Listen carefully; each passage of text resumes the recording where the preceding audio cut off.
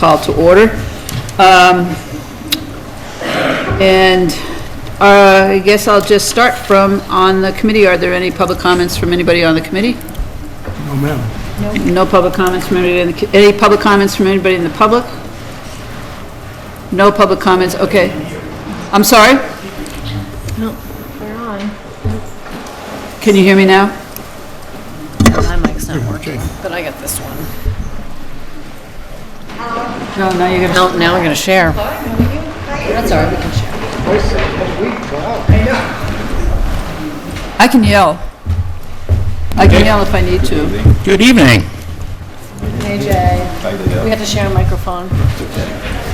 I don't have a cold. Is it recording okay? Oh, okay, Yeah, we're all right. good? Good. Okay. Sorry about that. All right, so, there's no communications other than, I want to just point out a few things. One, even though it doesn't look like there's empty seats on the Finance Committee, there is an empty seat on the Finance Committee.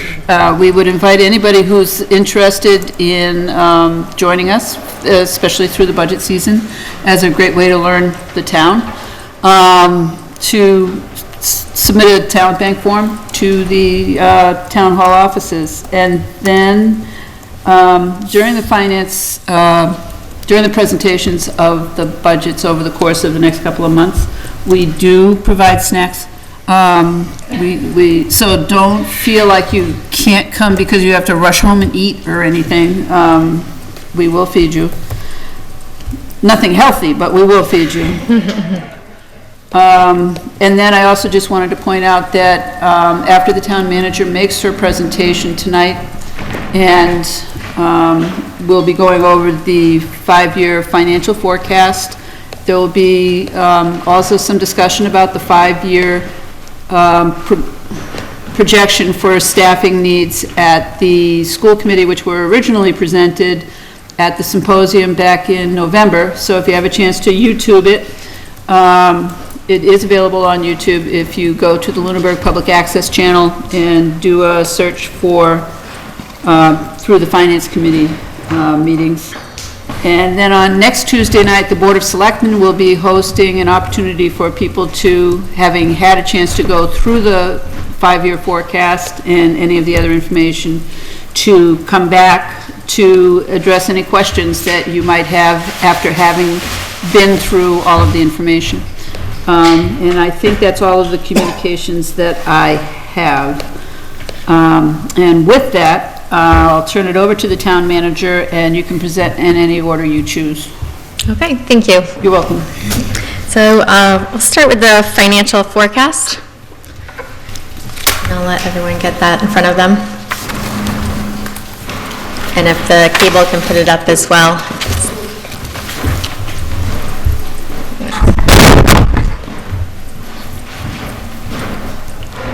All right, not showing yet. It might take a minute for it to show up on the,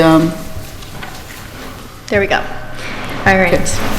So what is a financial forecast? It's a financial planning and policy-making tool that projects revenues and expenditures conservatively over a multi-year period.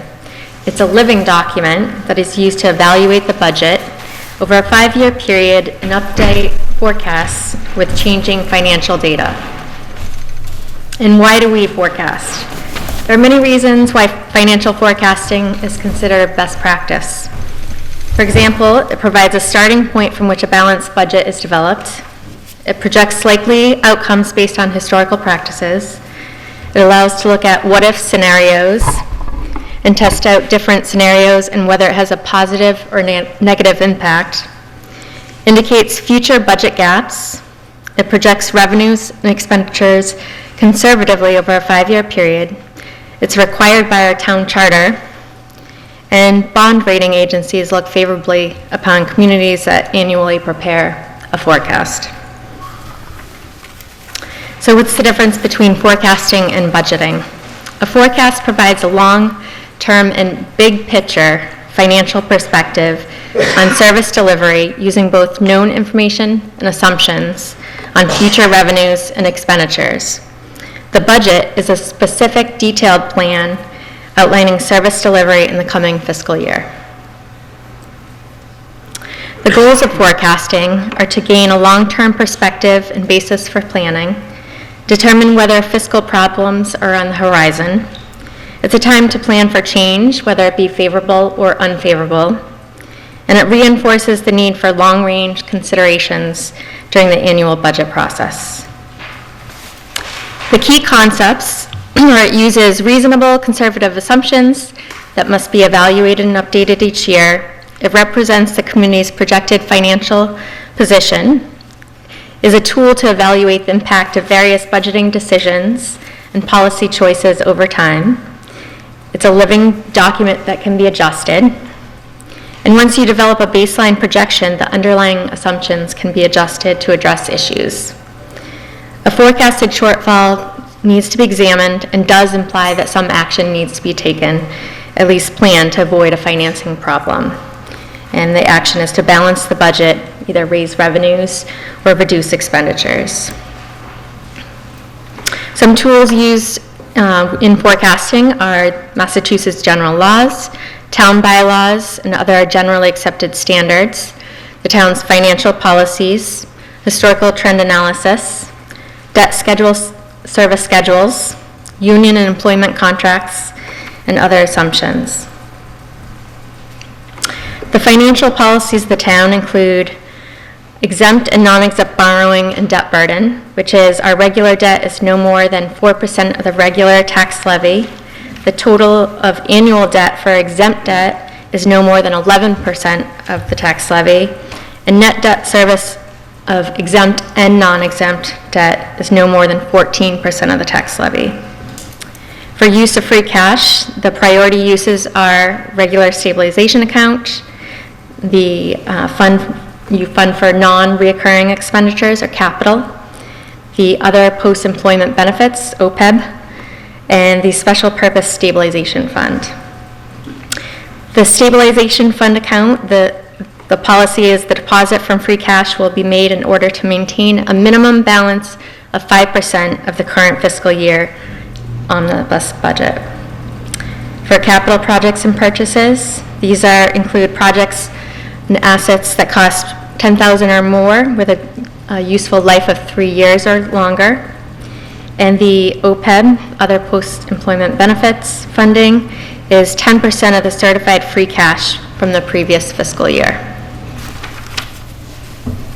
For trend analysis and contractual obligations, we look at historical data to see what type of trends and revenues have occurred over periods of time. Use of historical data can assist in predicting future needs.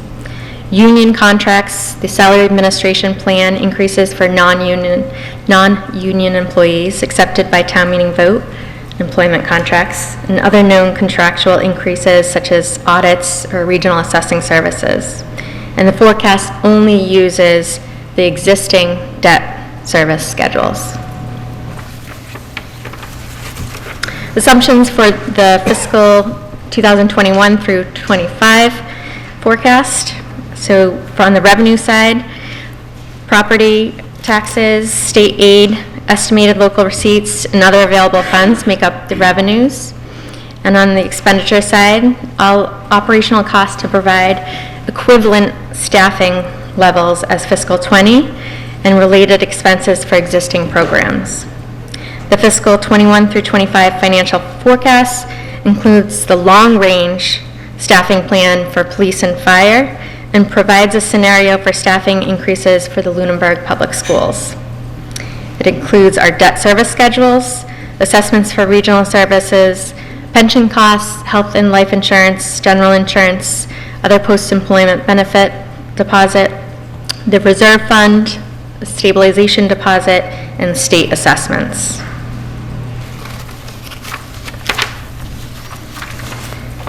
So known figures and assumptions on the revenue side. For property taxes, the forecast for fiscal 21 increases property taxes by 2.5% and uses an estimate of $350,000 for new growth. The forecast for fiscal 22 through 25 increases property taxes by 2.5% and uses an estimate of $300,000 for new growth. For debt exclusions, the debt exclusions are added to the tax levy limit and are known figures per the debt schedule as of this point in time. The forecast for fiscal 21 through 25 increases or decreases the debt exclusion amounts each year to account for exempt borrowing. For state aid, the forecast for fiscal 21 level fund state aid from fiscal 20, and for fiscal years 22 through 25, it assumes a 2.5% increase from the previous fiscal year. Local receipts, the forecast assumes a 2.5% increase for motor vehicle excise and a 2% increase in all other local receipt categories for all 5 years. Other available funds, the forecast for fiscal 21 uses $889,133 of our certified free cash, $679,133 of that amount towards the fiscal 21 capital plan, $100,000 into the stabilization account, and $110,000 into the OPEB trust fund. The forecast for fiscal 22 through 25 does not predict the use of any free cash, and other available funds are consistently used across fiscal 21 through 25. Other available funds include funds from the Artificial Turf Revolving Fund to pay for the turf field debt, and MSBA funds reserved for debt service totaling approximately $535,000, which this reimbursement drops off in fiscal 24. The forecast for all 5 years assumes no draw on stabilization and assumes no new borrowing. So this slide is just a breakdown of the current year and fiscal 19 as well as the 5 years of the forecast for state aid. Okay, and I'm going to, just to ask a Wanna go question back? about state aid. I'm going to assume that that Lunenburg is not one of the towns that's going to have a big windfall with the new education bill. Is that a That's good what I'm guess? hearing, but the superintendent may be able to. That would be correct, okay. Yeah, I didn't think so, okay.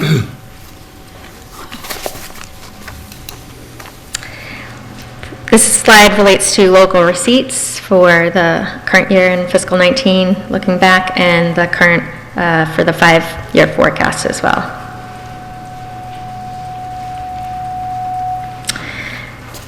This slide indicates the MSBA reimbursement payments. What slide are you on? Revenues, free cash, and other available funds. So that's Slide 17. We can't see what you're seeing, so Yep. we're just Oh, I'm sorry. going along. Yeah, that's. Okay, everyone caught up? All right. Just trying to. If you have any questions, We're saving big questions to the end, I'm assuming? Yeah. Okay. Yeah, and I'm just looking at I'm just trying to, so the motor vehicle excise tax, the 2.5% is going to hit the $50,000 increase that we're going to need in order to fund the pavement plan? Yes. Okay, so, yes. So we have an unofficial policy of increasing our pavement management line in the operating budget by $50,000 a year. And that's essentially earmarked from local receipts from motor vehicle excise. right, because I guess I'm looking at between FY '21 and '22 that it doesn't hit 50,000, so. Actually, it doesn't hit 50,000 between 2020 and 2021. What line are you on? Are you here? seeing that? What line are you on? This top one, right? Okay, number 16, page 16, the Yeah. very top line, motor vehicle excise going across from Okay. 19, 20, 21, 22. Yeah, okay, so, I mean, basically, at this point, I'm just curious about the numbers, okay. Oh, are you saying that because it doesn't increase more than 50,000, that the usable amount of Creates the a- motor vehicle excise tax for non-pavement is going down? I'm saying it's not there. It doesn't fund the $50,000 We can increase. get into that, but. Yeah, we can get into that, Yeah. I just wanted to know about the number, I'm sorry. Yeah, That was- the forecast assumes a 2.5% increase, Okay, but we historically have received more than that. okay, And we budget conservatively, so we have a positive free cash, and we don't want to have a deficit at the end of the year as well. So this, because we would have to raise that on the recap. Sure, so I just want to clarify, we're not, the $50,000 pavement line doesn't require the motor vehicle excise tax to go up $50,000 in a fiscal year. No, it's just That's what I was we've asking. adopted, we're going to increase that line by 50,000 a year, so we get to $1 million. And those historical increases in motor vehicle excise tax are driven by just the value of personal property? So it's the excise tax from motor vehicles, so it's driven by the market, so it's an Right, it's the value of the properties that elastic are- revenue source, right? Okay. People stop buying new cars, that Right. number goes down. It's going to decline. And it's another reason to budget conservatively, because we may have, we don't want to overestimate in our receipts. Got it. So onto the free cash and other available funds slide. Other available funds includes the funds from the artificial turf revolving fund for the turf fields and the MSBA reserve for debt service. And these are budgeted as needed to cover the appropriate expenses. The forecast does not project the use of free cash as a revenue source for fiscal 22 through 25, and does not use free cash for operating expenses, which is a cardinal rule. Revenue assumptions for enterprise funds. The revenues from enterprise funds are segregated from the general fund, and these funds are self-supporting. Receipts equal projected expenses plus indirect costs, and they're budgeted in the general fund. We have 4 enterprise funds: sewer, water, solid waste, and public access cable. The forecast includes indirect costs and revenue projections such as health insurance, retirement costs for enterprise employees, and associated debt payments for the enterprise. Okay, actually, can we take a break now and just address any other questions anybody might have on the revenue side? I do have some. For the new growth figures, I pulled out last year's forecast to look at this year's forecast. And last year it was forecasted at $375,000. And it looked to me like that's what it was forecasted out, but then this year it's down to 350, and then going out, it's only 300. Yes. So what's the drop off? Is there something that's tied to? I mean, because it comes to about $250,000 over the 21 to 24 that I had to compare numbers. So if you recall, we did use $375,000 for this year, but when our new growth came in, it came at around $366,000. So it was less than our estimate. And so there has been a little bit of decline in new growth. So that's just forecasting conservatively that 350 is probably more of an appropriate number to use at this point in time. We don't have a figure from the assessors yet. They're in the process of calculating what they think should be budgeted, but being very conservative, looking out 300,000. Yeah, definitely. I just thought it was worth mentioning because I think $75,000 is a big difference, so I just want to point that out. And then for the state aid, last year it was forecasted at 2%, and this year it's being forecasted at 2.5%. I'm just wondering how much confidence there is that those receipts will stay up. Because the state aid projection from 21 to 24 increased in this projection by $500,000. So I'm just wondering where the confidence is in that increase. That was also looking at historical data. We just received yesterday the governor's proposal. I think it was 2.8, is that right? 2.8% increase? I don't even know what it was Yeah. overall. I Right. put this sheet together, but. But so that's, again, looking at historical data, taking a conservative approach. But that can be adjusted as well if we think that's not. Well, I guess also the question goes to, like, because the projections are conservative, what's your confidence level in the number? And your confidence level is high that the state numbers are good. as Under you the- see them. Yeah. As good as you see them, your confidence level is, okay. Okay. Because the other thing I saw, we went through the property tax, it looks like the projections were different this year. I felt like they were significantly different compared to last year. So I'm just trying to understand what things have happened over time that would have changed those budgets, those forecasts. So the property tax projection over a 4-year period went down $598,000 on the projection, when I compared the numbers from last year's projection to this year's projection.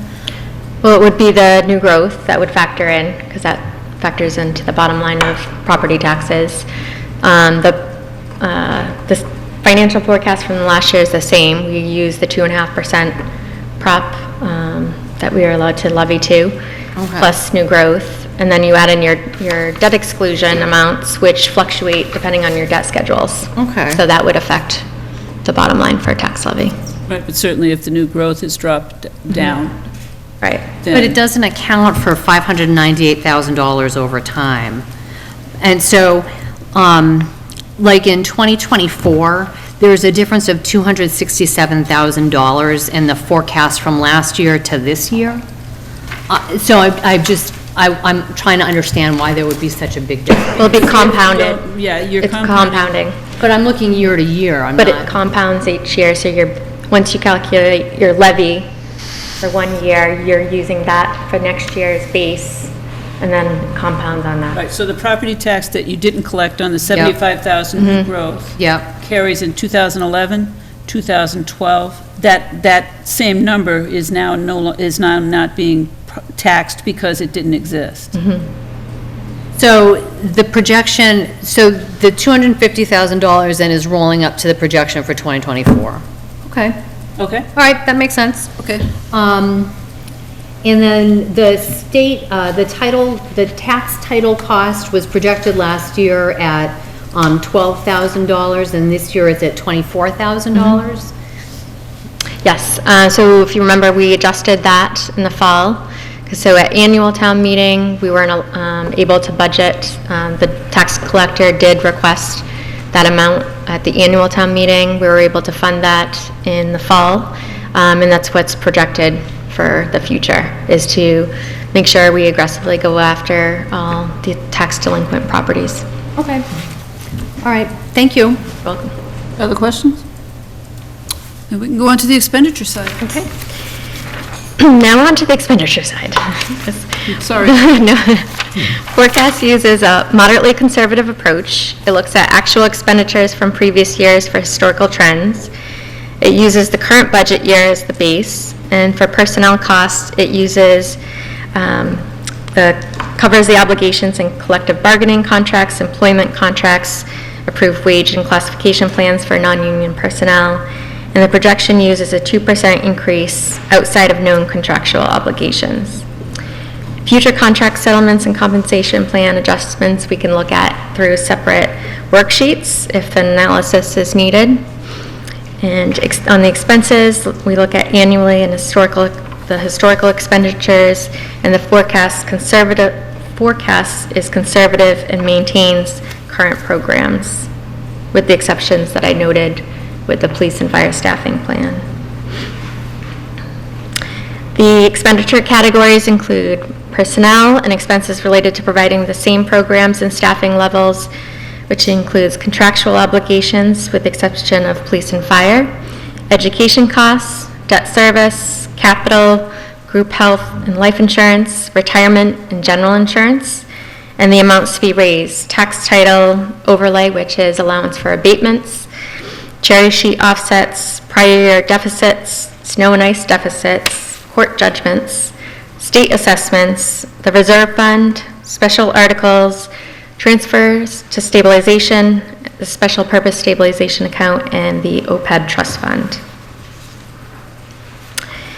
The forecast document adheres to the adopted financial policies. It makes a deposit to the stabilization fund to maintain the required balance, makes deposits into the OPEB trust fund per policy, The forecast for fiscal '21 reflects target budget figures that departments were asked to meet when developing their budget.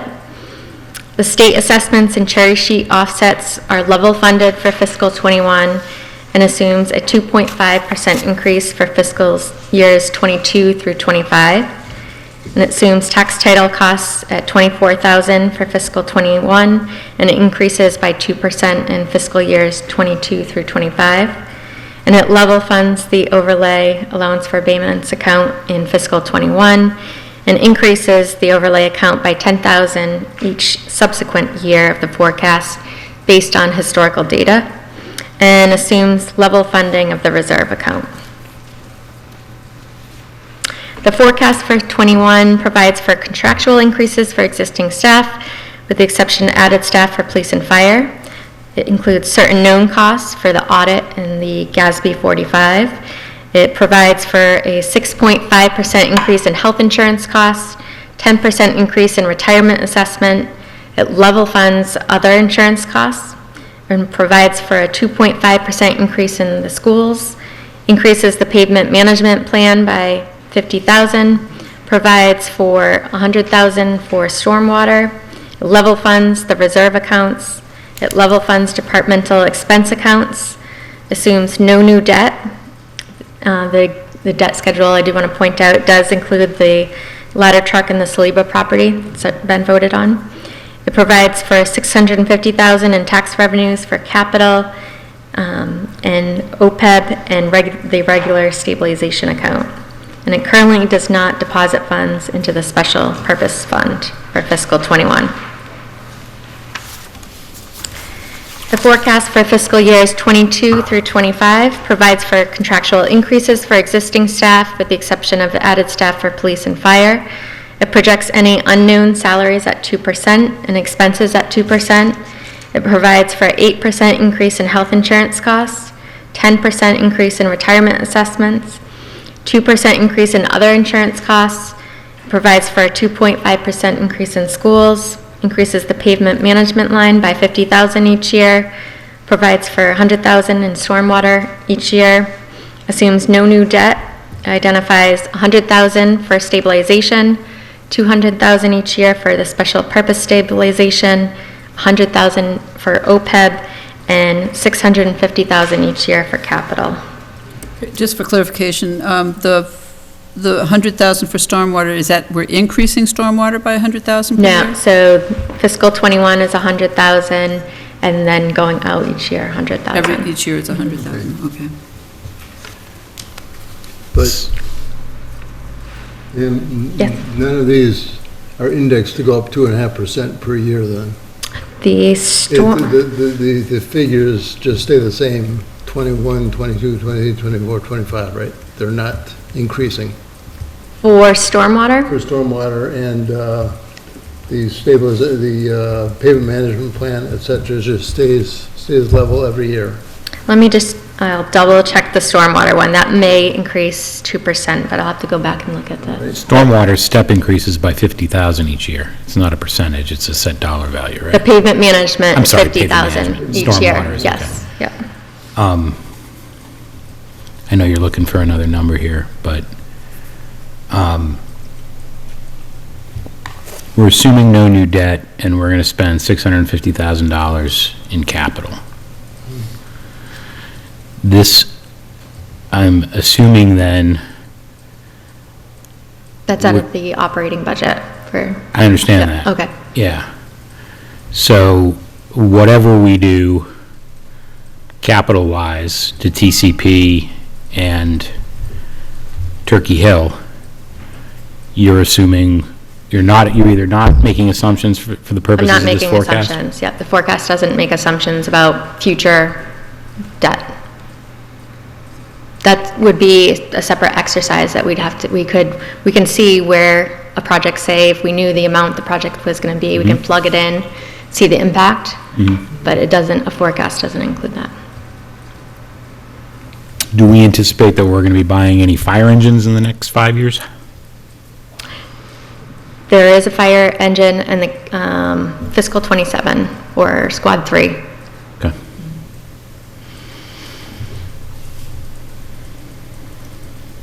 That would be the next presentation, is the capital plan. I'm just thinking ahead in terms of Yeah. big dollar capital. Right, right. Okay. So this slide is a snapshot of the expenditure categories. And so as I said, the expense categories for fiscals 22 through 25 increased by 2%, and utility costs are between 1.5% to 3%, depending on the type of utility, and a 2% increase in state assessments.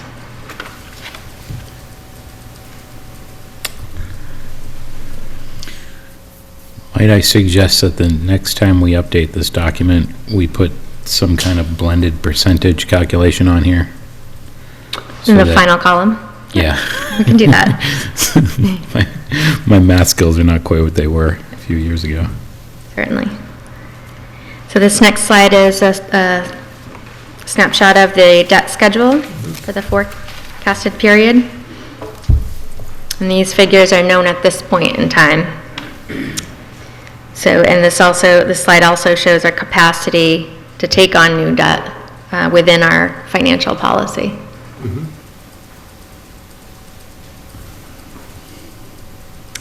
So when we look at the summary of total revenues versus total expenditures in the 5-year forecast, the grand totals include both the general fund revenues and expenditures. And we're showing a deficit in years fiscal 22 through 25.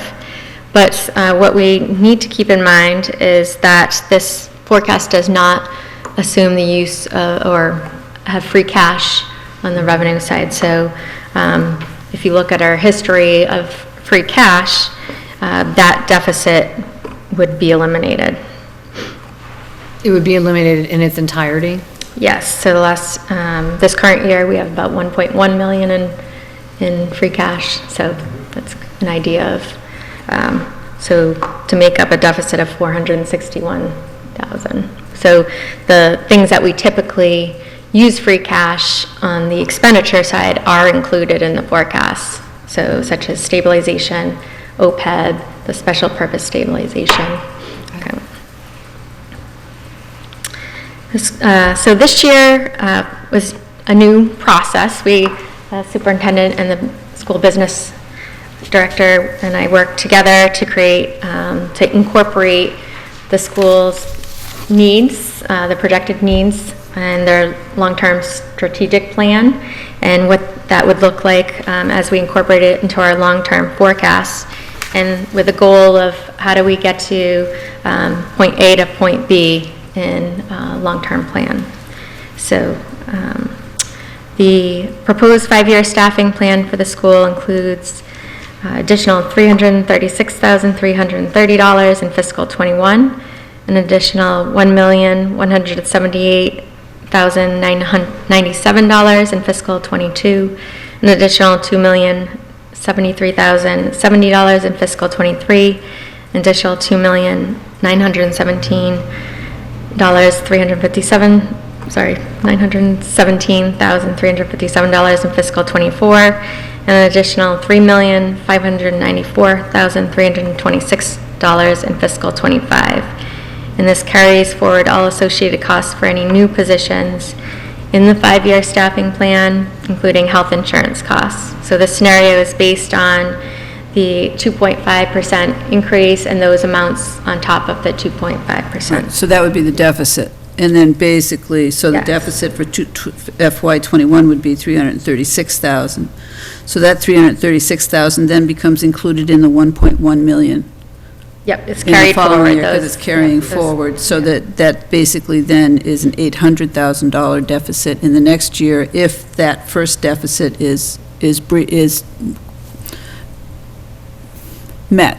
So that basically, yeah, so it's not like 3.5 million in new spending in FY '25, it's stuff that's been rolling in to the presentation, but that's what if none of those things were filled, then that's what we're looking at as the deficit between, or what has to be made up between the Lunenburg Public Schools and the town budget, correct?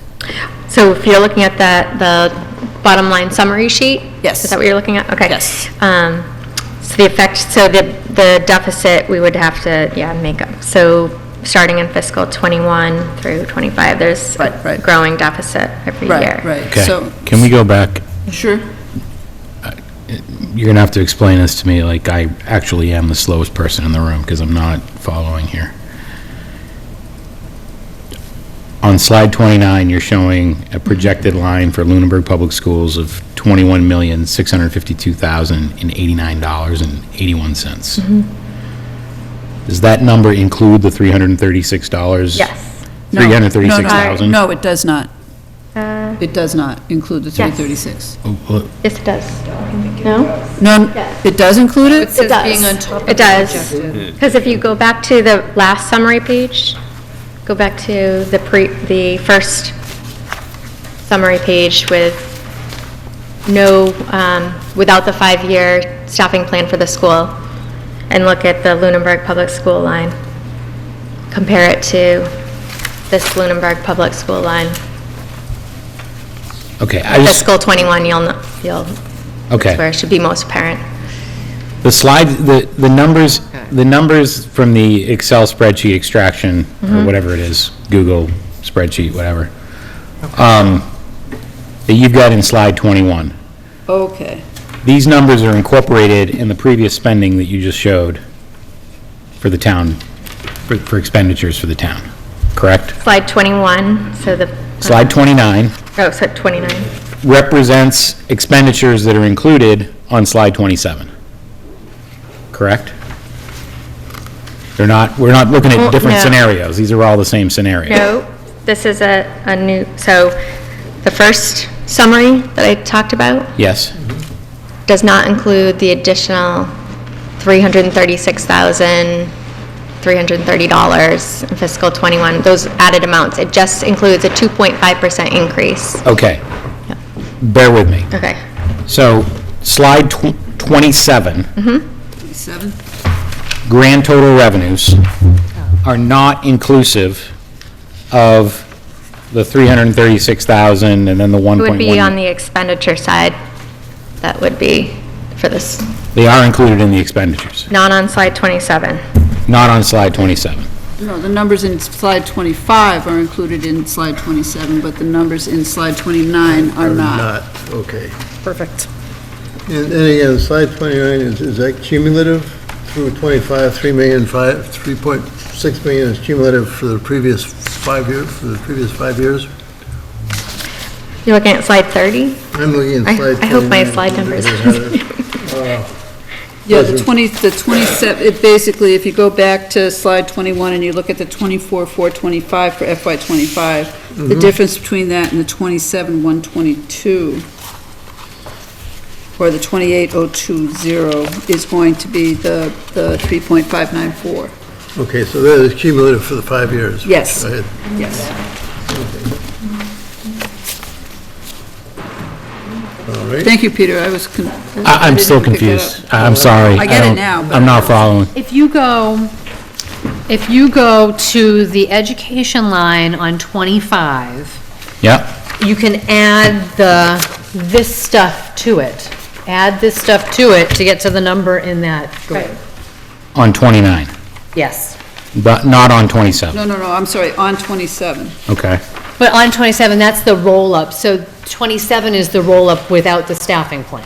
Right, Okay. correct, okay, The staffing plan roll-up is on page 30. correct. okay. Okay. So what you're describing then, just so that I'm crystal clear, is without the staffing plan, a projected deficit, understanding the fact that we're not including free cash, Right, of 461,593, 581 Yes. non-cumulative deficits right, for each of those years. correct.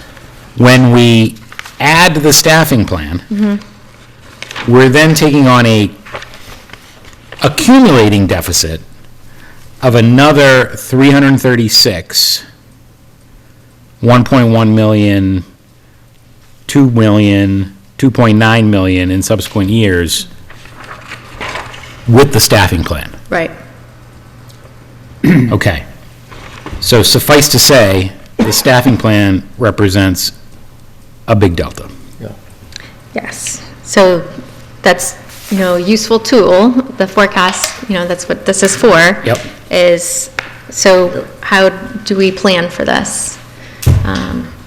And whether it's, so adjusting the staffing plan so that it's affordable and we can have a balanced budget. And I do want to point Whatever out action is needed. that the revenue versus expense without the school staffing plan, when I compared it to the forecast from last year, there was an increase of like $400,000 in the deficit. So something has happened where it's increased the expenses. There's been a change in the expenses and revenues that have made a negative impact. From, which fiscal year to which fiscal year? If I look at fiscal year 2021 to fiscal year 2024, compare the numbers from last year to this year, there's an increased deficit of 414,000. So I'm just putting it out there to sort of underscore that it's not just that, like, there's other trends that are happening in the Right. town that are having a negative impact. Although not nearly as material as the school, I completely acknowledge that, but just to, Yeah. I mean, there's other things going on too. again, accounting for my deficient math skills, as I look at these numbers on slide 29, we're looking at 5 to 7% increases, right? Ish, versus 2.5%. Get there. Okay. Right. For the school line, Right. not for the town line. Oh, with adding in the staffing plan you're talking Yeah, about? inclusive of the staffing plan, we're going from a 2.5% annual increase to a 7-ish% annual increase. Yeah, I have not done the percentage. Have you? No, it's more than that, actually. Well, that's comforting. You're over you. You have that? So Heather's increase over the term of the forecast is 2.5%. Right. If I look at the numbers that, with the school staffing plan, in fiscal '21, it's 4.12% from the prior year. Right. In fiscal '22, it's 6.35. In fiscal '23, it's 11.99. In fiscal '24, it's 15.53. And in fiscal '25, it's 18.16. All right, but that's not year to year. That's comparing the prior year to the new year request. Karen, with all due respect, an increase from 25.3 million to 26.7 million is not an 11% increase. Right, that's why I think it's actually, it's going back to do you folks have the No, it's school? going back to the prior year. It's comparing what they had the year before to what they're requesting in the current year. So in fiscal '24, the town managers, and this is comparing it I to see, the you're town comparing the town manager's manager. I get budget. it, okay. I'm just talking about a scenario. Let's all pretend that we have a lot more money than we do. Yeah, yeah. And we're going to follow the superintendent's staffing scenario to Yeah. the letter. We're going to be looking at graduated increases of 5 to 7.5% Over the 5-year. over the 5-year period, Yeah, was the point that I was because it making. represents. Rather than a 2.5% graduated Correct. increase. That is true. Okay. Going across the 5, that's correct. I see nodding from the schools, so, I'll accept that as a, yeah, you're on point. Okay. Do you want to to conclude and then have the superintendent come up to answer? All right, well, let's find, are there Or do you any want- questions in terms of, yeah, why don't you go ahead and conclude then, because I know that you want to discuss what the next steps are going to be before, and then what we can do is if you have any questions for the town manager, then we'll raise those, and then the superintendent is here to answer any, and the business manager are here to answer any questions we might have about the school portion. So some conclusions that can be drawn from the forecast are that it indicates a deficit in fiscal years 2022 through 25, and that it's largely due to the fact that the revenue projections do not include the use of free cash. But they're, on the expenditure side, it's, the projections include items that are annually offset by free cash. And we can conclude that we'll need to continue to review a long-term staffing plan for the school to achieve their intended results. And next steps, we can continue discussion about assumptions if needed. We will firm up our revenue estimates for fiscal '21, which we did receive yesterday, the governor's '21 proposed budget. We received this week as well the Worcester County retirement assessment. That was not in the forecast. And we get our insurance renewals at the end of January, beginning of February, and other assessments. I'm currently reviewing all the fiscal '21 budget submissions, and my recommended budget will be presented on February 13th. And that will include target and above target discussion. And the target budget right now leaves a surplus of about $150,000 in free cash that could go towards next year's free cash balance, or a snow and ice deficit if needed to be covered, if it can't be covered by this year's surpluses. And the Board of Selectmen and the Finance Committee will review from February till March 2020, and our annual town meeting is early this year, is on May 2nd. Okay, so nobody has any, May 2nd, don't plan anything else but town meeting. Mark the May date. 2nd. No Kentucky Derby trips. Why, is Kentucky Derby there? Always the first Saturday of May. Oh. Bring your big hats. All right, so any questions again at this, and again, please feel free to take it home and chew over it, and, you know, if you don't have anything else that you'd rather be doing next Tuesday night, again, they'll be available to answer questions again on Tuesday night, but then I think, Terry? I'm sorry, see, I put you way down there. Yeah, I know, so didn't you- have to call on you. Apologize for my tardiness this evening, but fortunately I did see the presentation Tuesday evening, much later than this evening, but anyway, so be it. One question that I had, and I figured I'd save it for tonight,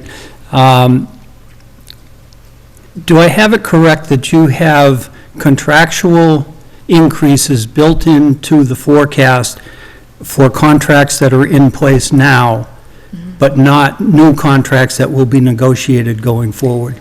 No, it assumes a 2% increase for contracts that haven't been negotiated as well. There's an assumption, but it's not, Yeah, yeah. it's an assumption. So you're covering what's in place now, but you make an assumption that there's 2%? Right. Okay, I'm just trying to ascertain if we're going to have the same situation with the number of contracts that are going to be renegotiated over the next 2 years, that town meeting will not have an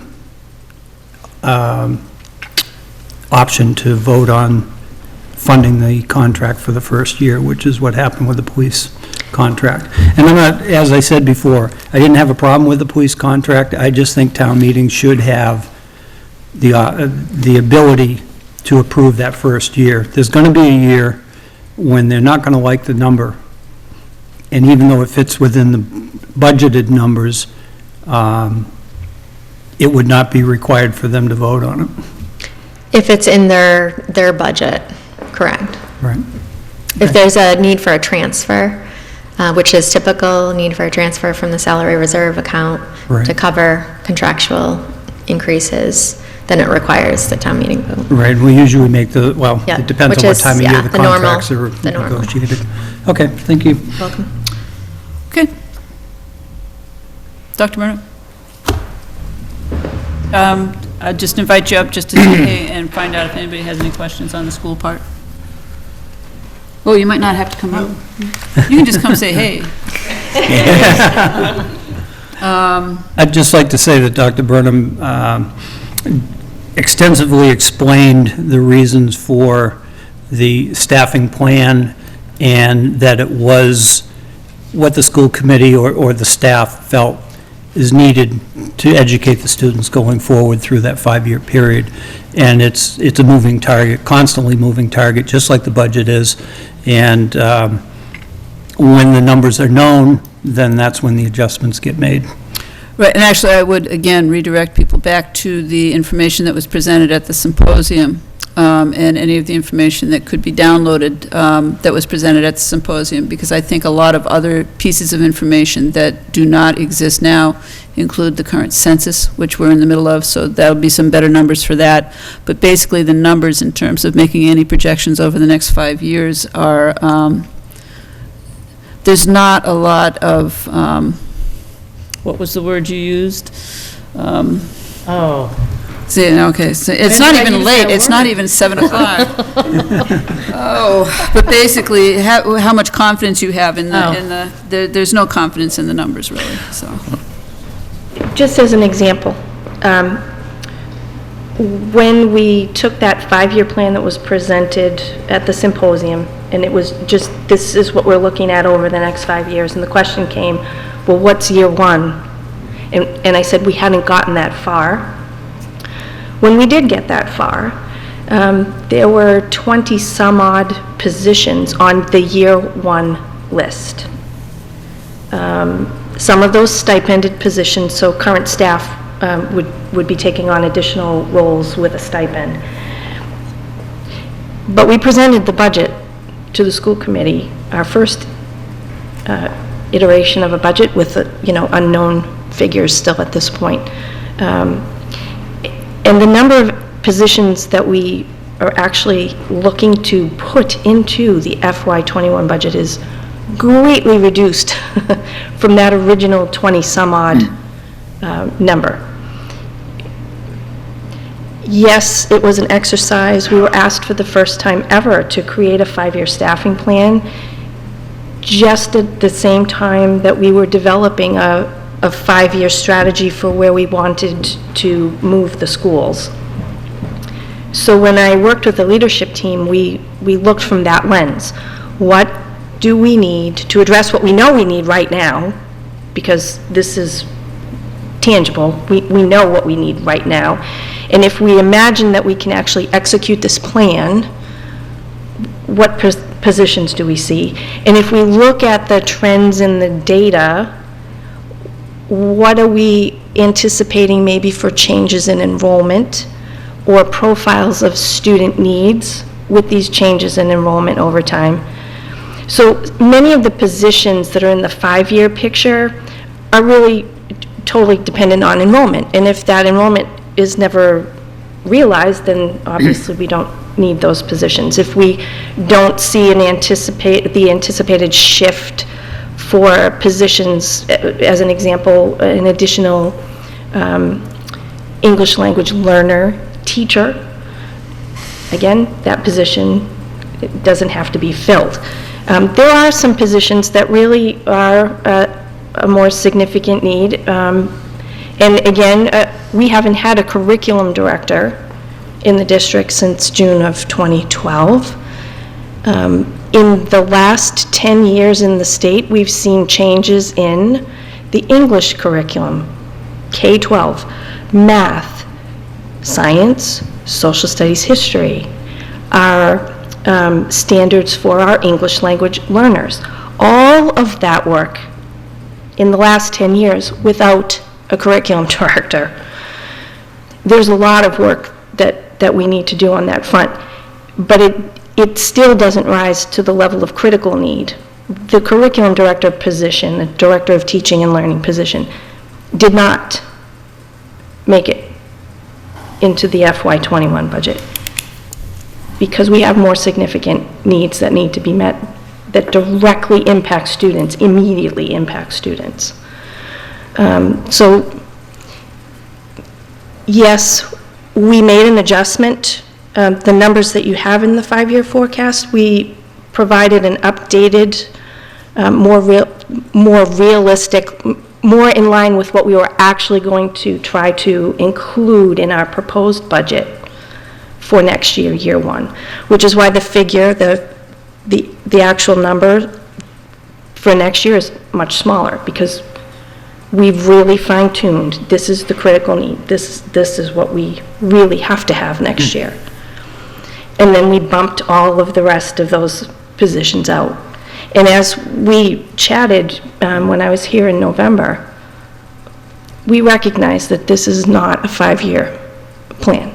Every year, we're going to take a look at what we believe to be the most urgent need in the district and prioritize that need and continue to bump things out. We realize that there is a limited revenue source. And as I said the other evening, you have our commitment that we will always advocate for what we feel we need for our students. I feel that that's my responsibility. But we're always going to do the very best we can with what we do have. Any other questions? I understand the struggle between the strategic thinking and needs that are driven by data and trends, and the acute needs that have to be dealt with regardless of whether you have a strategy or not. Right. You just have to deal with them. That being said, when you're kicking the can down the road continuously on the strategic side, the outcomes eventually show up. The lack of a curriculum director, the lack of having the right resources on board in the primary and elementary school to deal with behavior disorders, and the amount of distraction that creates on the part of the teacher and the students that are trying to learn in the class. I could go on, and you could go on 10 times longer than I could on these downstream effects. If I'm a parent looking to buy a house in Lunenburg and looking at Lunenburg's performance, we do okay. We're middle to upper third of the pack, depending upon what school you look at. Middle and high school, they break that top third. Yep. But if you take a harder look at it, and you realize that Lunenburg is kicking the can down the road every year and not investing strategically in education, while we are, by the way, and I support the investments we're making in other areas of the town that are strategic investments, that one thing that the young families are going to be looking at to invest in Lunenburg is going to become a flashing red light when you come up to the center of town in Lunenburg. It just is. And by the way, our land use director explained to us that, over a third of the properties in Lunenburg most likely are owned by families that are over 60. And we're looking to sell those houses inside of the next 10 years, probably. Well, what does that mean for property value in Lunenburg? So, I understand the need for fiscal year 21, that we need to think acutely like we did in fiscal year 20 and 19 and so on and so forth. But I'd like to ask the superintendent of schools and the town manager to come up with a plan of action where we can actually put a strategic plan into action so that we have an answer for that young family who's looking to buy a house in Lunenburg, and give them some level of confidence that they're not going to want to pull their kid out of school in the 8th grade because we never had a plan. And we're behind the eight ball. So, obviously we don't have a strategic plan of action right now, but, I'd like to see one. Okay. Okay, no other questions? Is there any question from the public?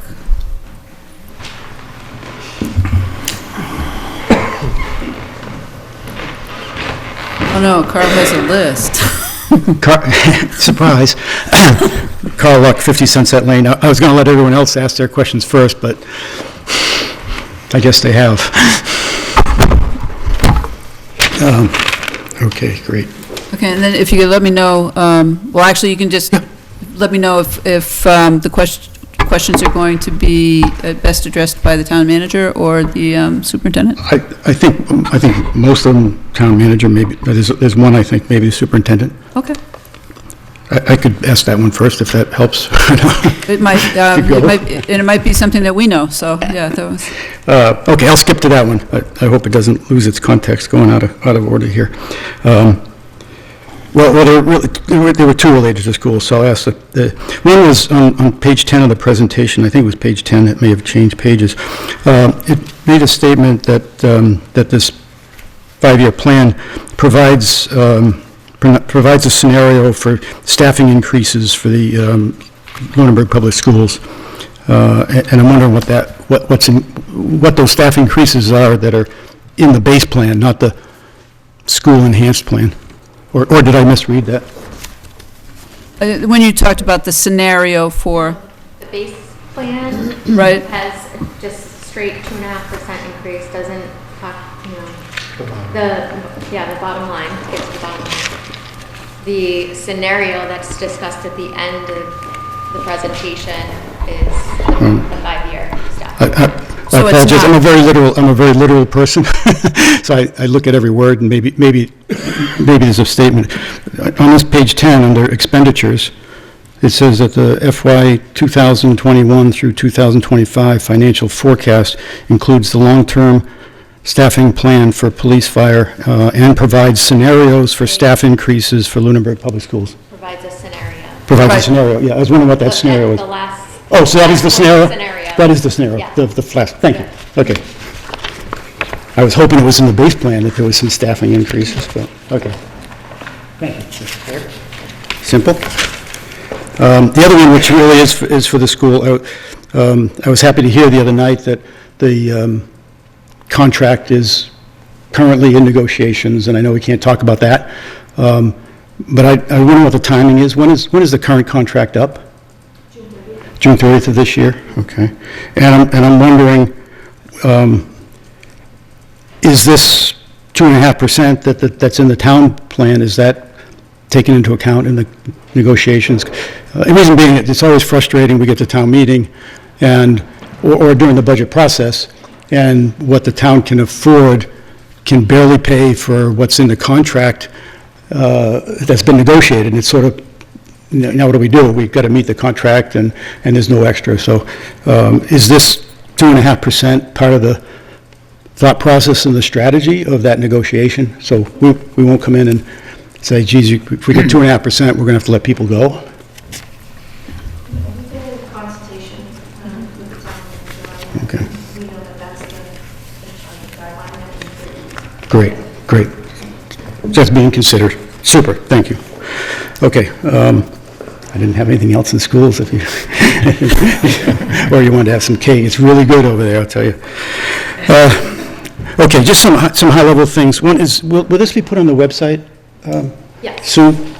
Okay, great, thank you. Before next Tuesday? Yes. Thank you. Would it be possible to get access, I have the same problem as Mr. Beardsmore here, doing these things in my head. Would it be possible to get access to the Excel files that generate those so that we can do some math on the numbers and don't have to make my own spreadsheet to do calculations?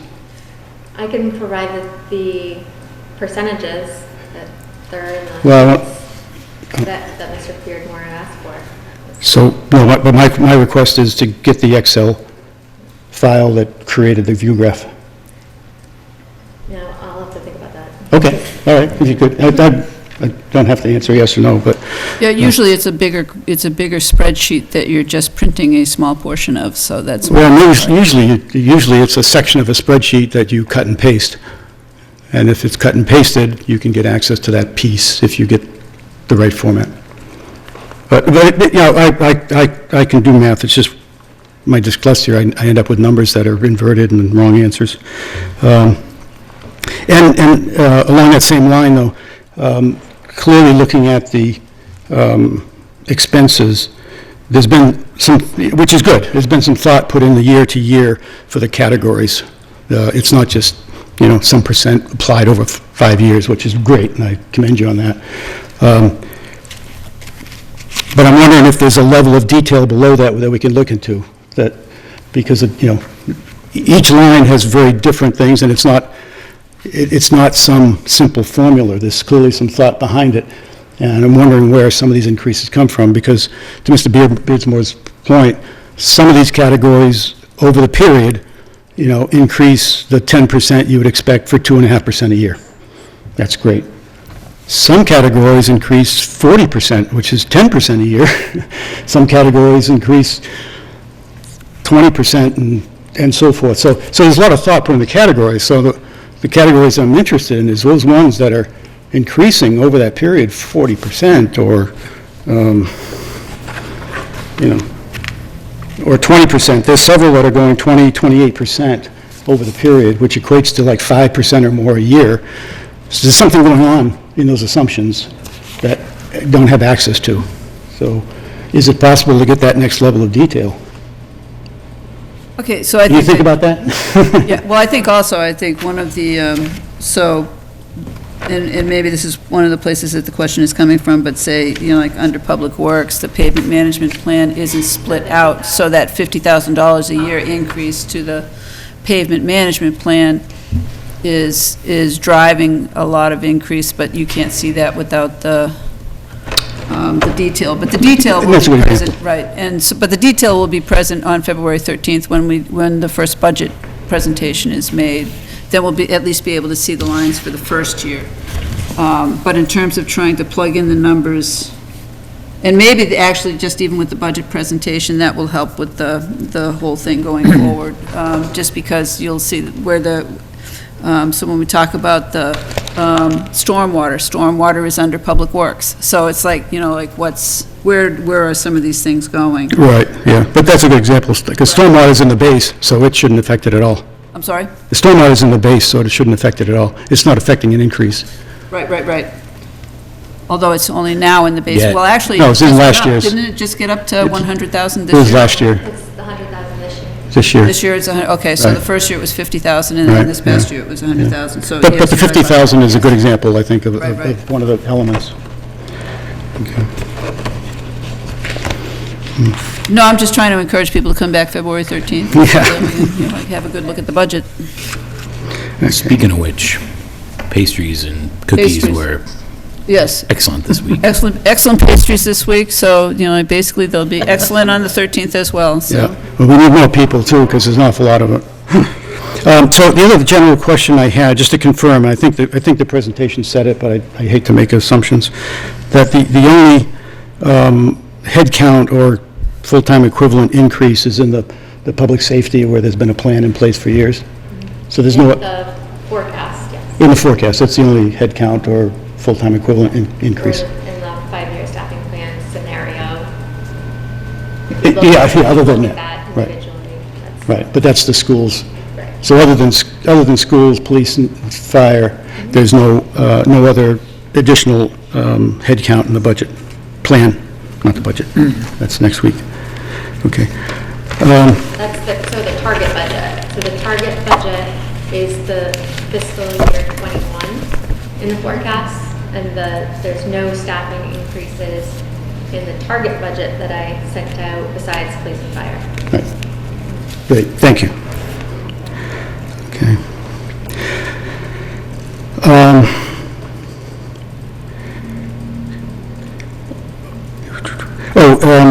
The special purpose stabilization, just a question, is something to learn, I'm sure. It's not included in 21, and it is included in 22 through 25, correct? Correct. And I'm wondering what's special about 21? Why don't we have it in 21?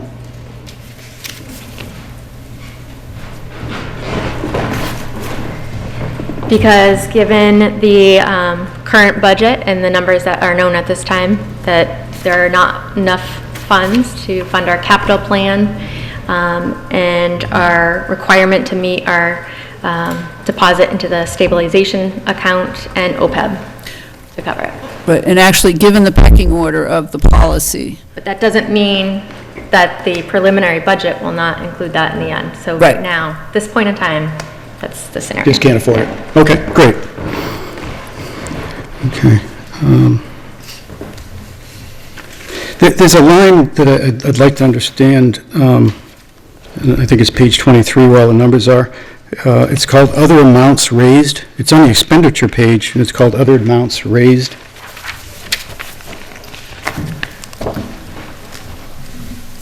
And it goes up like 40% over this period. Retirement. Other amounts raised. The SBA is a separate category. It basically goes through. Oh, and offsets. Yep. Cherry sheet offsets. Yeah, So that's when I'd be interested in looking at some of the detail, because that one goes up 40% in this period, goes up 10% a year. right, and some of that's tied to the Worcester retirement, some of that's, Retirement. and, The assumption is a 10% increase Oh, okay, every year. all right. And is that a pretty big percentage of this line item? Yes, it's 1,500,000. 500,000. Yes, so pretty big. It's like 75% of this line item. Okay, so that's good, thank you.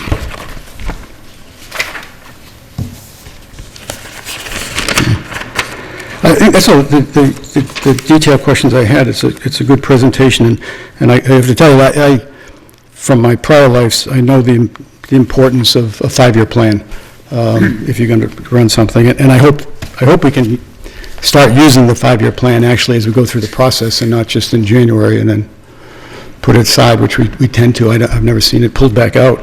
But one of the things in there that, and I understand, I heard your comment about not putting in debt, because we all know we're going to have new debt, right? There's no question. I understand that's the way this plan is done, is without the debt, because we don't know exactly what we're going to do. But one of the uses of this tool is the what-if scenario. So I think we need to start looking at what-ifs with debt, because we know there's debt coming. One of the simple things that it seems to me would be easy to do as a first cut was, if I know that the people that look at our financials and give our bond ratings and things, and part of the reason we're doing this 5-year thing is to somewhat please them.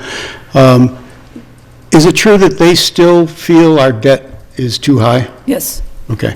So do we have, or how can we come about, what is an acceptable, reasonable debt that we could target to get to? Do we have an idea of what debt we're... I think we can probably address that again, and I think one of the other reasons why, with the debt expenditures, one of the other reasons why it's really hard to project out is the greatest reduction in debt coming forward is in excludable debt. So basically, anything that changes there in terms of debt is going to have to be voted as a, but in terms of when we set the policy for the amount of debt that we would allow within the operating budget and on top of, or combined, that we would shoot for, that was initially based on trying to get totally our financial situation, or our bond rating up. Right. So, we could probably have it assessed again, but I think that the last time that we did have someone come and do a presentation on the debt, they said that it would be good to continue to work to bring it down, but no, they didn't have a particular number or a percentage. So now there's two debts. The one I'm mostly worried about is not the regular debt, which we tend, through free cash, tend to be able to absorb into the budget, which is a wonderful thing. Yep, It's the excluded debt. right. Are the financial people equally concerned?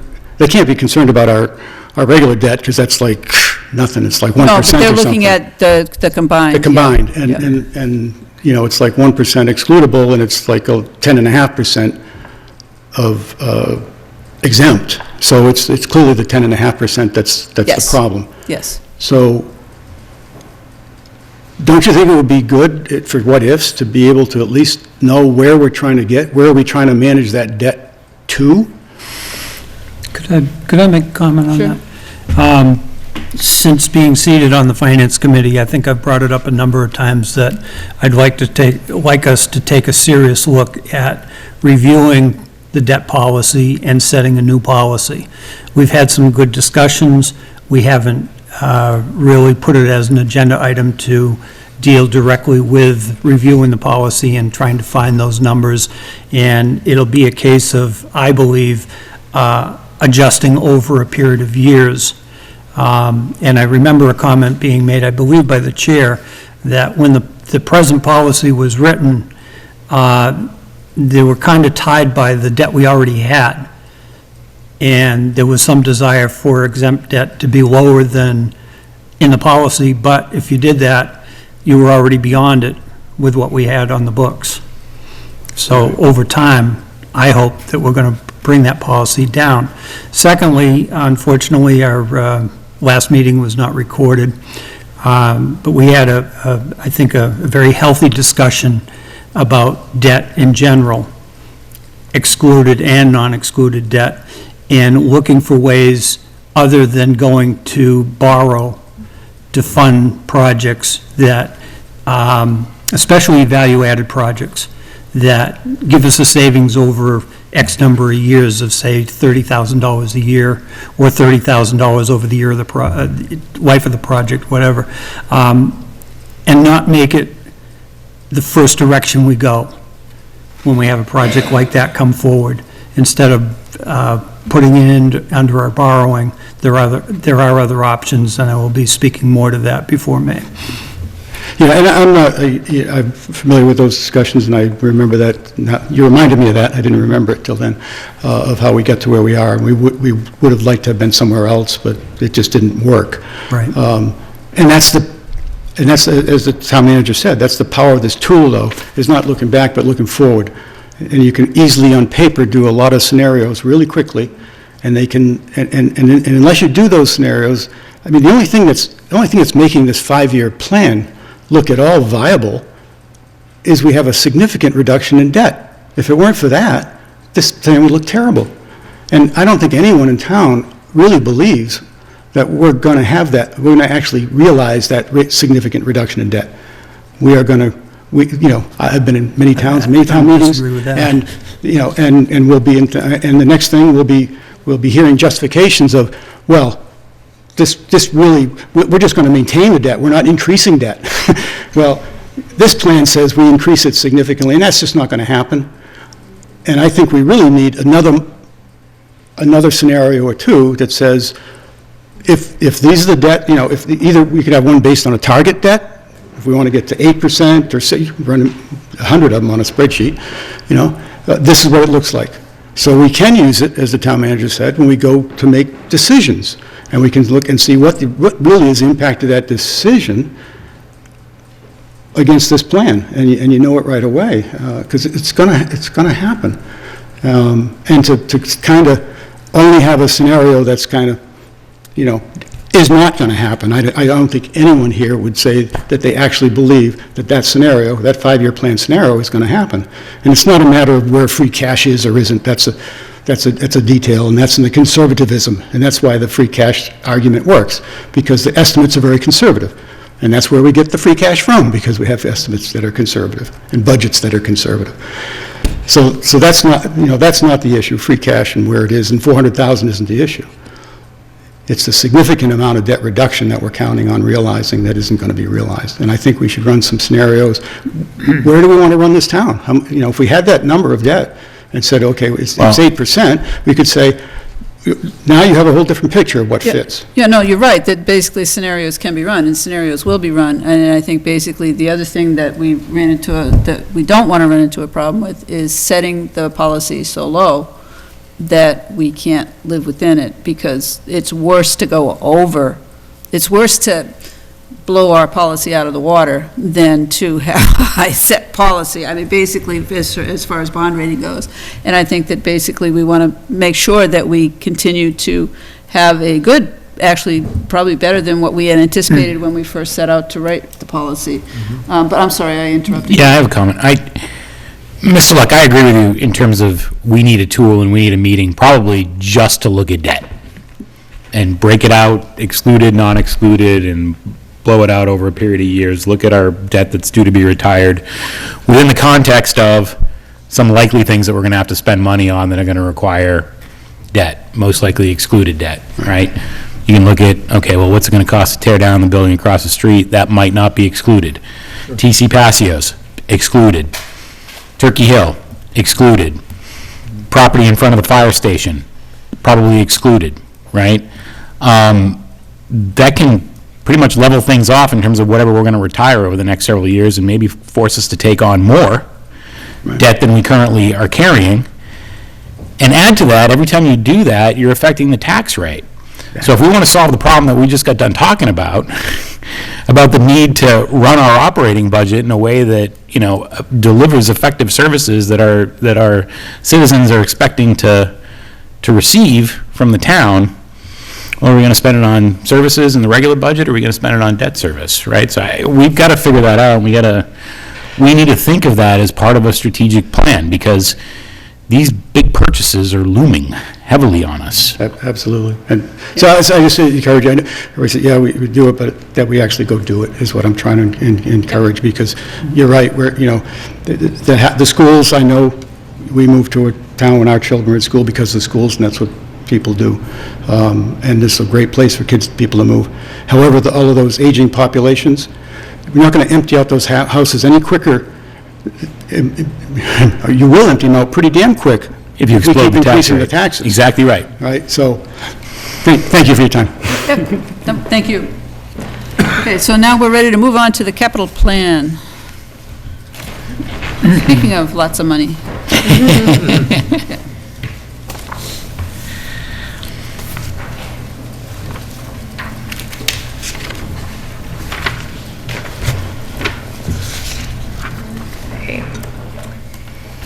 So let's start off with what qualifies as a capital project. So the town's policy on capital expenditures defines capital projects as items that cost $10,000 or more and have a useful life of 3 years or longer. So this year's capital planning process, the capital planning committee creates the capital plan that consists of all capital requests made by each department for the next 5 fiscal years, and we actually go out longer than that. The Capital Planning Committee's first meeting to begin the fiscal 21 capital planning process was on September 10th. The capital planning documents were sent to all departments in October, and the Capital Planning Committee met with the departments throughout November and December to review all the capital project requests as a group. This year, the Capital Planning Committee approved new categories to evaluate projects, and these categories included how they relate to the effectiveness of government, the effects on operating costs, effect on revenues, and how the project contributes to such things as economic growth, public safety, public health, and education. Based on responses to these categories, a project received a composite score, and the Capital Planning Committee used this information as a starting point for prioritizing projects. Based on the meetings with the departments, the Capital Planning Committee prioritized all the capital project requests for fiscal 21 and provided the prioritized list to the town manager on January 7th.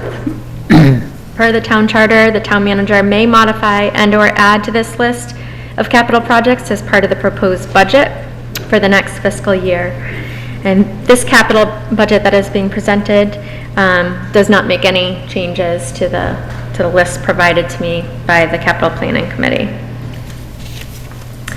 So in all, there were 28 capital requests totaling $4,239,438 for fiscal 21. And these, I'll go into more detail on these. So this is a list of all of the projects. In all, there were 21 projects that were included in the final plan. The projects that weren't included are the Vertex projects, which I'll go over in another slide. So under facilities, one of the projects was the public safety carport reconfiguration. And this project was initially submitted in fiscal 2016. And it will create greater efficiencies and reduce liabilities. And the total project request for this is $135,000. This slide you'll see there's this is the one with just the picture of the configuration, so it's adding on to the existing carport. And you'll see in the previous slide, the cars lined up outside the carport. So in times of bad weather, they have to get to a scene or wherever they're going and having to clear all the cars off. So carport would eliminate that and make the police department more effective and responsive. Just one question for clarification. These are not in order of priority, right? No. We'll get to that in the end. Okay. Other facilities capital requests, the senior center front entrance reconfiguration, and that project was submitted in fiscal 17, and will also reduce liabilities and reduce operating expenses by eliminating leaks created by ice dams. This capital request is for $24,000. Another capital project for facilities with a senior center kitchen remodel to replace the cabinets and sink, and that total is $22,000 for that project. The replacement of all the library carpet was submitted as a project in fiscal 16, and the carpet will be replaced with carpet tiles, which was a more effective and long-term solution. So in the future, if just a tile can be replaced, they can just swap those tiles out instead of ripping up a whole section of carpet. That total is $126,000. Is the carpet that's there now the original?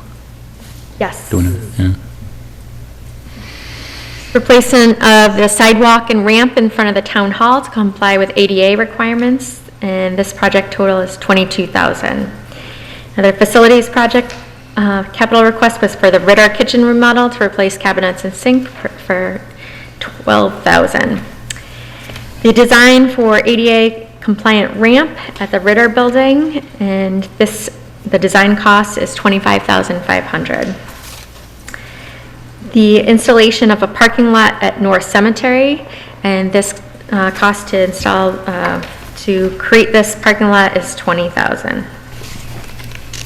Under DPW, there are a couple of projects under DPW, the first being a design for the replacement of Flat Hill Culvert.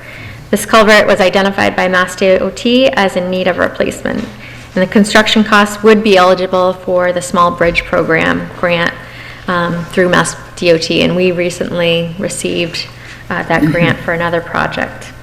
This capital request is for $112,500. Is that, I don't recall that we appropriated capital for the Pleasant Street project. Is the grant application dependent one way or the other as to whether the capital is allocated in advance or not? No, but it's, I think the maximum award is less than this total project cost. I think it's around $400,000 for maximum award. I'd have to double check that though. But no,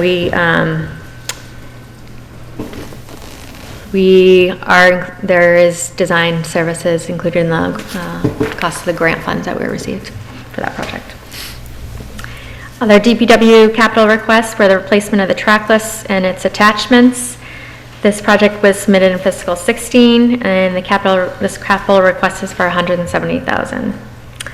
A dump truck with plow to replace the one that needs to go out of service. This project was submitted in fiscal 17, and this capital request is for $58,833. For police capital requests, the capital plan includes 2 marked police cruisers, with one as a replacement that corresponds to the regular replacement schedule, and one as a new cruiser due to additional staff. These projects were submitted in fiscal 16 and fiscal 19 respectively, and this total is $134,000. Another project is for the replacement of the ACO vehicle to the Animal Control Officer vehicle to comply with energy efficiency standards under the Green Communities Program. And we're required to have our vehicles at a certain energy standard to keep our green community status. Police vehicles are exempt from that, but the ACO vehicle is not. And this request is for $26,000. Another project is for the replacement of portable radios, and this project was submitted in fiscal 16 as part of the replacement schedule for a total of $45,000. Under the fire department for capital requests is the second half of the self-contained breathing apparatus, and these have served their expected lifespan. This project was submitted in fiscal 17. The town, as you're aware, received an earmark for $100,000 for one half of our self-contained breathing apparatus, or 16 units, in fiscal 20, and this will replace the other half of the apparatus and it will ensure that the staff is trained on the same equipment and its interoperability. So each self-contained breathing apparatus includes a face mask and 2 30-minute rated bottles, and a federal assistance to firefighters grant to replace this equipment was applied for but not received. And this capital request is for $115,000. That's a picture, so give you an idea. Fiscal 21 Fire Department capital request continued. ALS equipment, phase 1 to outfit one of the ambulances for equipment that will meet the paramedic level. And this equipment includes a defibrillator, cardiac monitor, ancillary equipment for cardiac monitor, and a controlled access pharmaceutical dispenser, and the initial outlay for all the paramedic level required medications. And this project was submitted in fiscal 16, for a total cost of $54,800. It's literally a vending machine? Yes, yeah, but it's, so it's very controlled. So, Yeah, I would assume so, yeah. Yeah, so that's the Controlled and benefit documented. of Wow. having that type of. Yeah.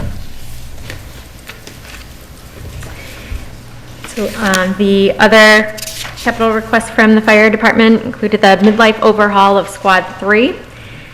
This will keep the Squad 3 operable and serviceable until its lifespan, and it's up for replacement in fiscal 27 for $1,146,000. This overhaul capital request is for $65,000. The work will include rebuilding the pump, updating and replacing the vehicle lighting, repairing body corrosion paint, and repairing roll-up doors as needed. Okay, so this is the midlife overhaul. Yes, this is to get us to the end so we can make it to 20. Okay, so we've had it for 6 years and we're gonna have it for another 6 years, so so it's like 10-year, is that a 10-year? I think it's older Do than you that. know the year, John? Do you remember the year? So I was just curious if Yeah, if we're looking at spending $1 million every 10 years or something like that. I think it's over older than that. Okay, 20 years or so, 20 plus. so maybe it was I can look midlife, that up after. yeah, But it's 65,000 to get us another 7 years. yeah, Yes. yeah, that's, yeah. Good deal. And there's a picture. On the school side for capital requests, the final phase of the Turkey Hill asbestos project, and this includes the ceiling replacement and removing asbestos that is reachable, and this capital request is for $123,500. Another request from the school side is for the design for the AC for the primary school classrooms. This project was requested in fiscal 19, and the capital request is for $10,000. The installation of AC for the Turkey Hill Elementary School administration area, this request was made in fiscal 19 for a total of $28,000. And the projects that were not funded for fiscal 29 were the various Vertex identified cost in the property condition assessments that were done a couple of years ago.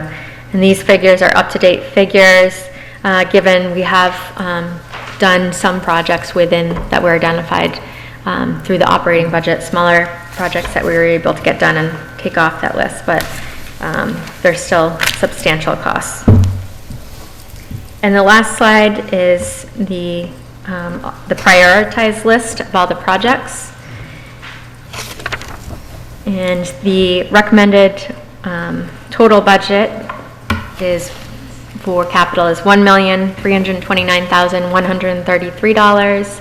And at this point in time, given our known resources, my recommendation at this point is to raise and appropriate $650,000 towards capital and $679,133 from free cash. And that free cash number is a known number at this point? Yes, yep. That was certified from fiscal 19. Right. Questions? Yeah, I've got one more if I could, and then I'll probably be happy. Maybe.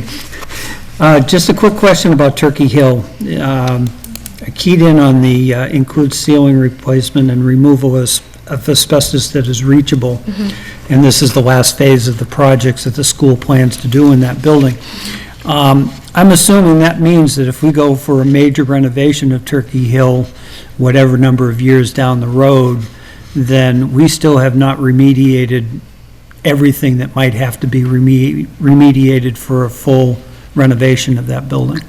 Is that a good assumption, you think? I would have to defer to Mr. Londa on that. Okay. I get the impression that there will be some left. All right. I just get, from that wording, I get an impression that there will be hazards left in the building That's a good that may or question, may though. not need to be remediated. Thank you. For the police vehicles, the comparison numbers, when we had the informal chat with Chief Marino, when he talked about the differences in what we were spending for the Crown Vics versus the newer Tahoes and that kind of thing, the numbers that he threw out were substantially less than $67,000. How do those compare to our more recent Tahoe purchases, fully decked out? Do you know? I don't know. I'm going to take down your questions and get back to you. Okay. I got a little sticker shock from that number. Yeah, I don't know if, John, you don't happen to No, have not any off the notes top. from, yeah, no, that's a, So you're talking about this year's? Well, I'd just like to know what That we we purchased. spent on vehicles this year and last year versus what we're going to spend next year. Karen, can you pull that up? I don't think we bought Tahoes this year. No,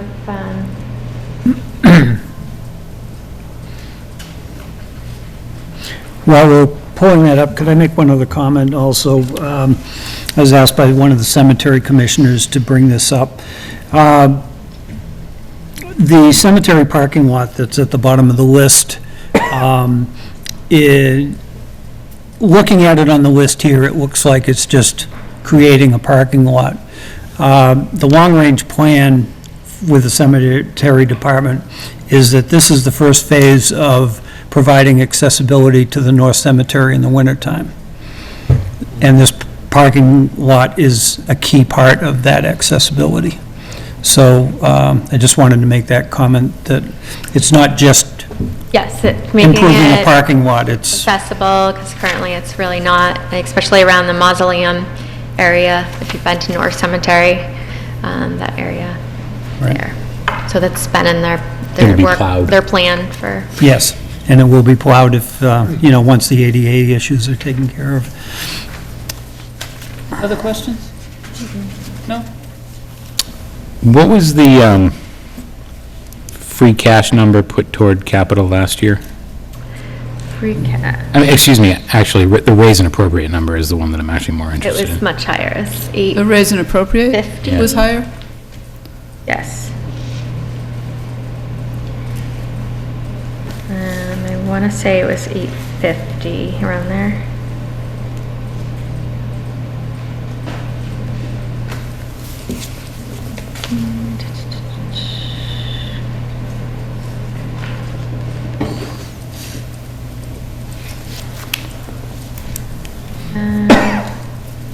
Oh no, I'm sorry, I'm wrong. Let me look at that. It was 600. Yeah, I thought it was less. Free cash was 910, 619, but we had unexpended capital that we could use towards capital and premium reserve for capital. And what's our total free cash number right now? 1.1.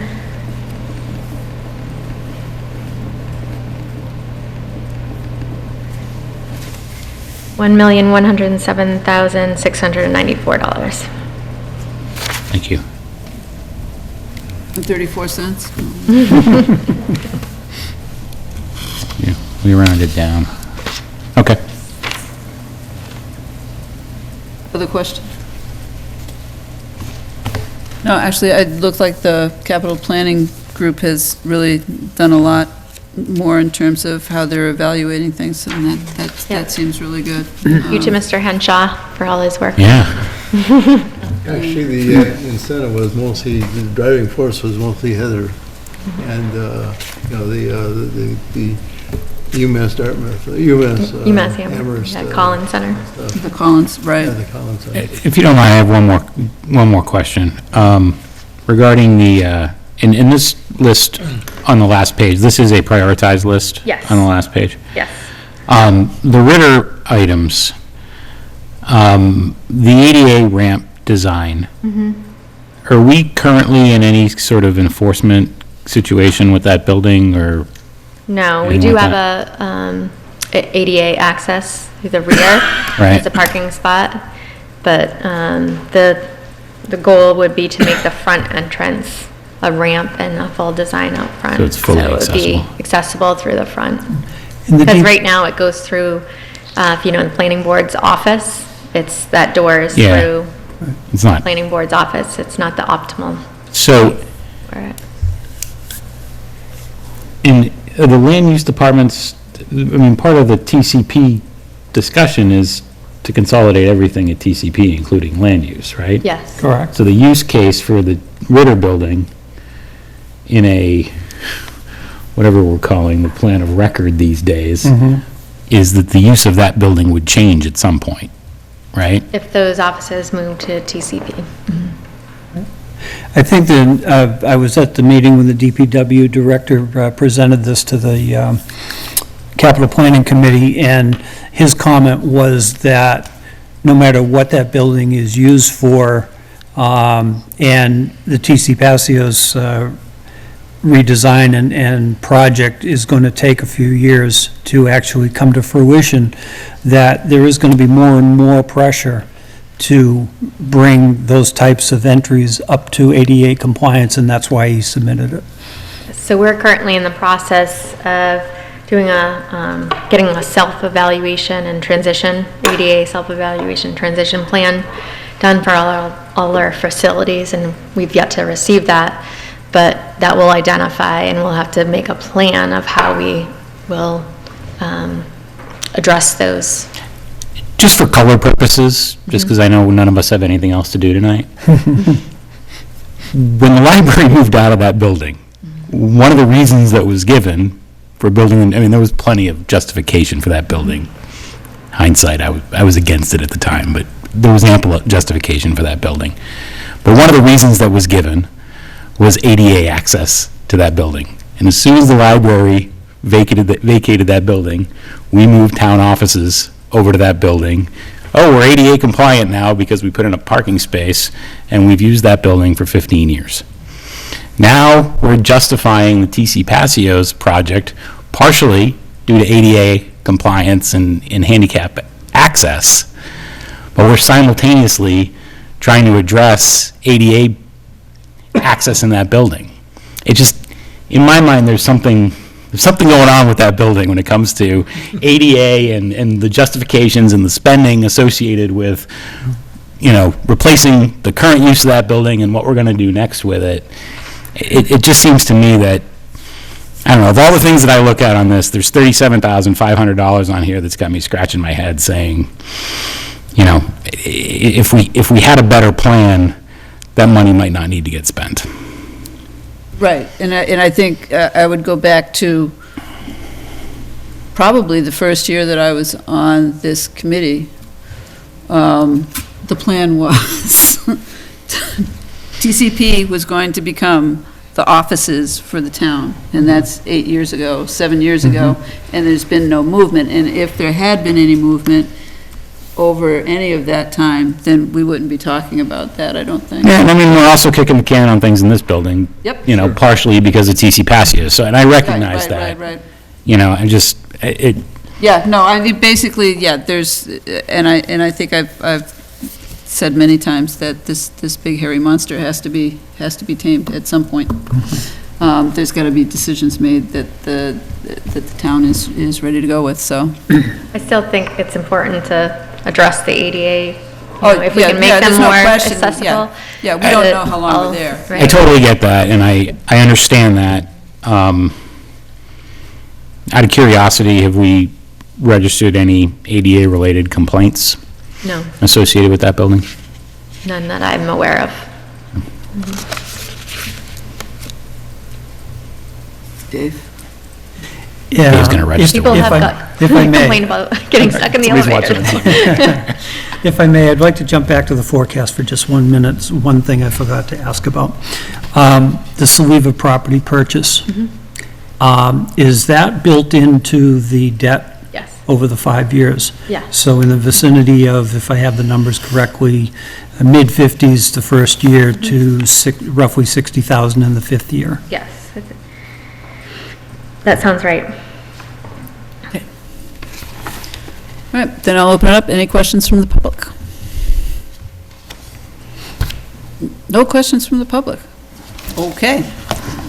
Thank you. Thank you. I just want to thank both yourself and Karen. This is an extraordinary amount of work that I know you put into this, and you need to think about not only the best needs of the town, but some hairy questions you're invariably going to get from us and members of the public, and I appreciate all the work that you folks put into this and the questions that you answer, and we'll I continue just to wanted answer. to let you know that in FY19, the appropriation for police vehicles was 112, and in FY20, it was 116. 2 vehicles each, so it is a substantial increase per vehicle. Yep. Good question. We'll look into that. Why? Could it be the hybrid thing? I'm just curious.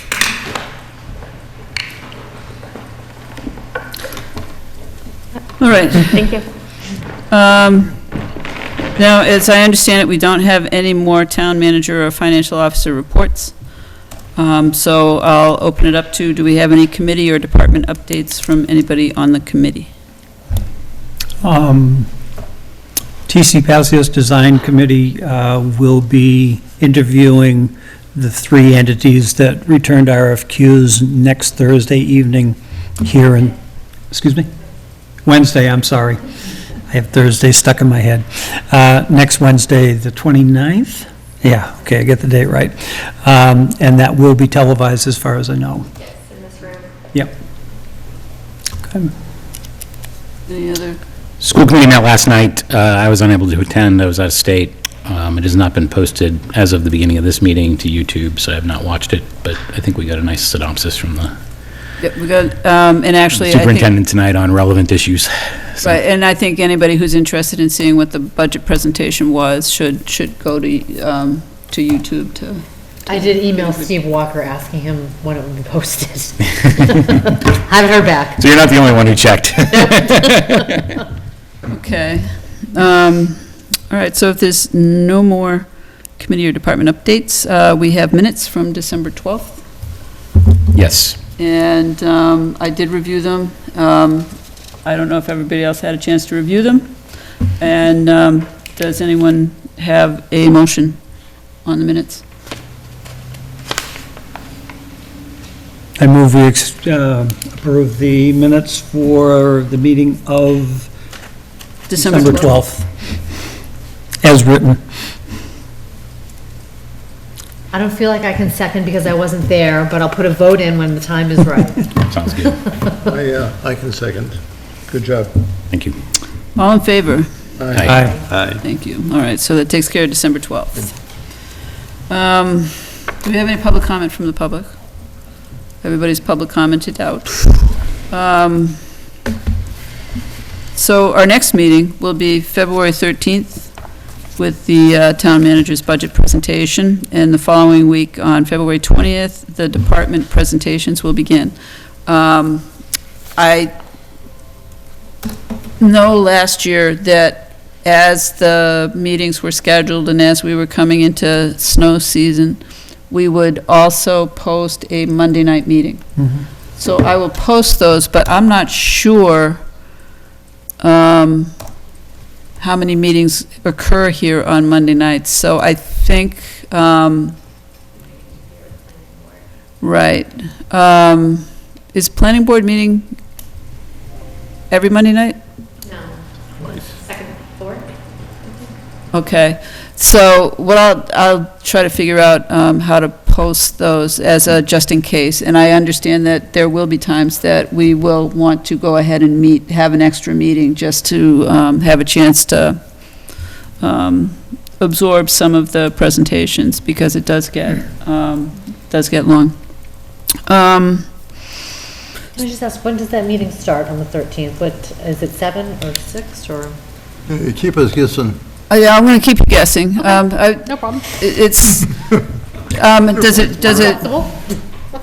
does it matter if we do start it earlier at 6:30, or?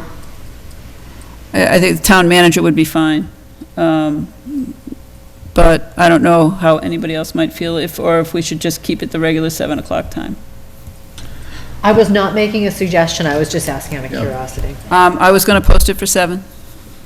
I have no strong preference, other than if we anticipate a long meeting, earlier is probably better. Yeah, that's, But, Yeah, I think the don't know. first meeting shouldn't be long. Oh, okay, she thinks it might be long, so, all right, so that'll be the first presentation this time? So you're not presenting to the Board of Selectmen on Tuesday, so, I am as well. okay, so it might not be all that, but okay, we'll go for a 6:30 start then. I'll just go ahead as long as people can be available for 6:30. And then when we get to then, all right, then we might want to keep that for the department presentations as well then, if people are open to that. Just because those presentations can 13th, sometimes Jen. go long too. February 13th. Yep, starting February 13th and every Thursday until the end of March. All right, so then that's what we'll do. We'll schedule all of our meetings for 6:30. good enough. 6:30. 6:30. Reminder, the warrant's open, if you want to make that announcement. The warrant is open, so if anybody has any articles that they wanted to add to the warrant for the annual town meeting, when does it close? I don't know when it closes, but if you go to the website, I'm sure you'll see it. 16th is The February 16th it closed? March. March 16th, the warrant closes? If that's the Monday. It's a Monday. I think that date is correct. Oh, that's right, so we'll go, so our public hearing will be like that week, 19th, yeah. right? So, Is that March 19th? so basically, I'd also encourage people, if there is anybody who's anticipating putting in for a warrant article, understand that you will be able to speak to it at the public hearing held by the Finance Committee on March 19th. So be prepared for that as well. Is there anything else from the committee? Nothing, okay. Then I'll accept a motion to adjourn. So moved. Second. All in favor? Aye. Aye. All right, thank you. Thank you. Take cookies. 3 hours earlier than Tuesday. Yeah, got that going for you. 3 or 3.5. You get to go to bed at a decent time than